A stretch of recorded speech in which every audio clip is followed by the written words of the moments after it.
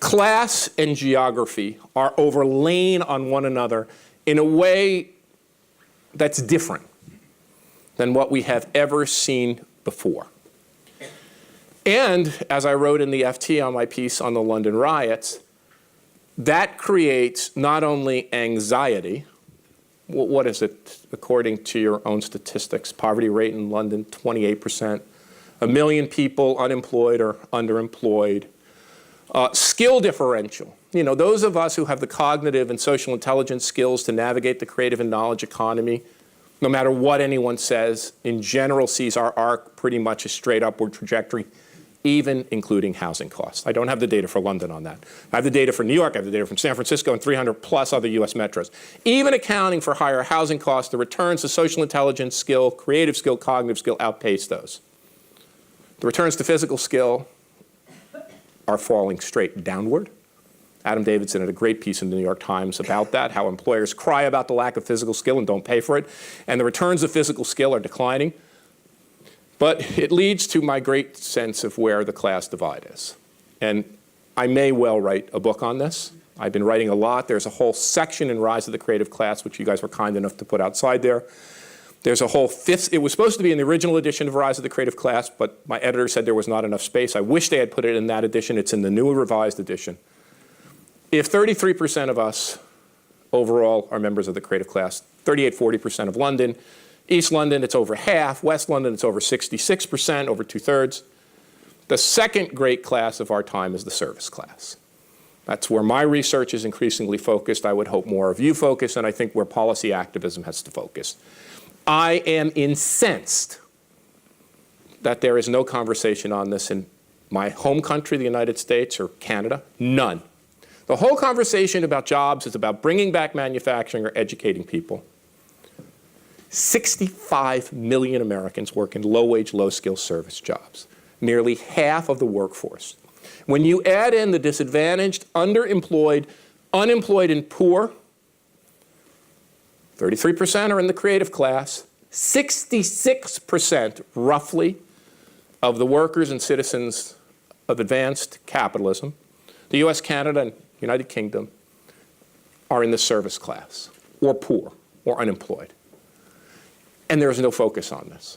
So what we have got to do is bring focus on how do we improve the stock of the 50% of workers and 2/3 of the population who are not making it in this new age of capitalism. We have to get the focus, and that's why I would argue to you that we need to think about a new social compact. And that new social compact will be very different than the social compact of the industrial age. In fact, and you may disagree with me, the social compact of the industrial age is over. It's in tatters. It's been ripped to shreds by Thatcher and Reagan and all the rest. It's gone. And Obama's not going to bring it back. As much as I wish Mr. Obama would somehow wish it back, it's not coming back because the industrial age is gone. Because the fundamentals of that social contract are gone. Industrial workers amount to less than 6% of the US workforce. Think about that. People who actually are physically engaged in production are about the same percentage as agriculture was in 1930. Only less than 20% of the US economy is composed of blue-collar workers, construction workers, moving and materials workers, maintenance and installation workers. We're going to have to create a new social compact based on lifting the wages of service workers and investing in human beings. And I would say, grossly over time, I would say there's 3 fundamental aspects to that. One, we have to make service work meaningful and purposeful work. If we don't do that, we go nowhere. So that means focusing on the tens of millions of people who work in the fastest growing job categories in capitalism. I just did a post on Atlantic cities on retail trade.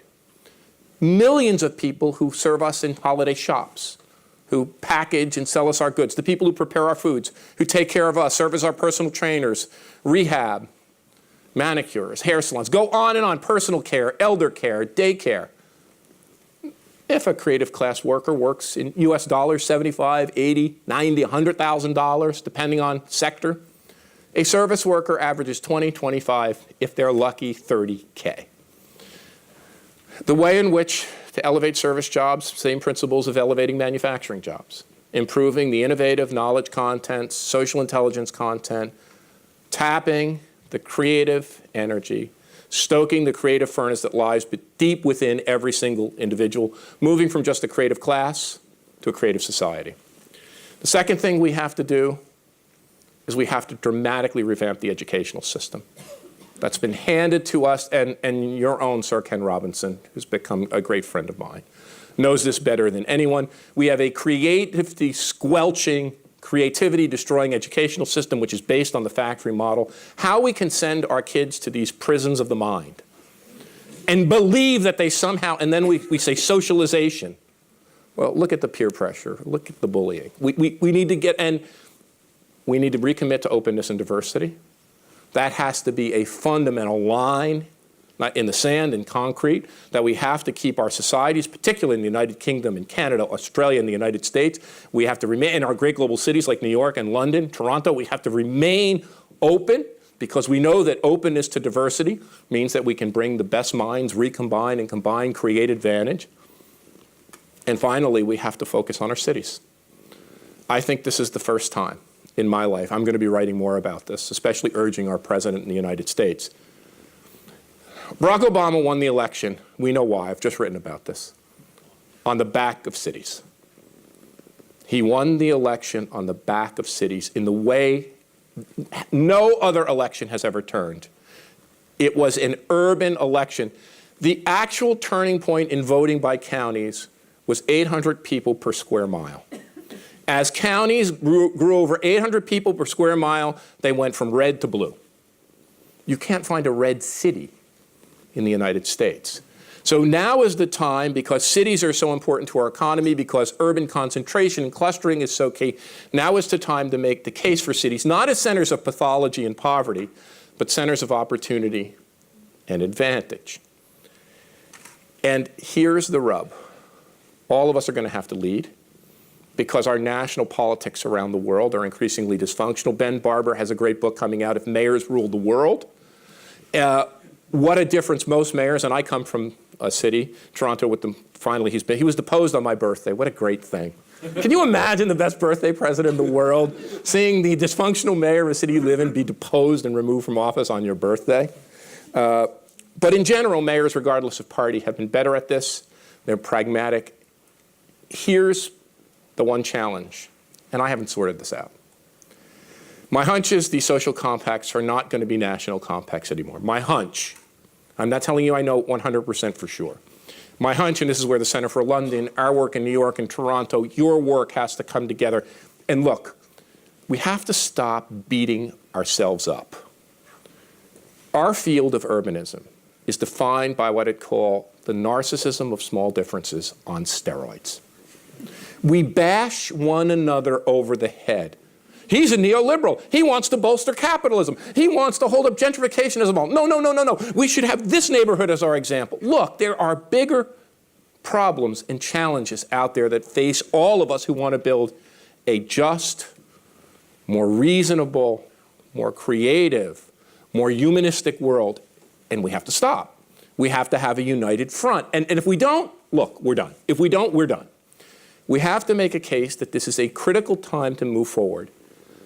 It may be that these urban compacts are not national anymore. They may vary widely by city. The compact that could be set in place in London and New York may differ widely from the social compact that's set in place in Toronto, never mind Manchester or Cleveland. But clearly we need to do work on a new urban social compact that is not moving backward to the old industrial age. That's not romanticizing a bygone era. That's not calling attention to all our narcissism of small differences. That's saying we can build a collective future which is more urban, more creative, and which elevates more people. This is one of the most important junctures in human history, folks. It is one of the most critical hinge points in history. And our efforts to do this in the great global centers of capitalism will have a lot to do by how this sorts itself out. Thank you for your patience in listening to my long-winded remarks. I look forward to our conversation.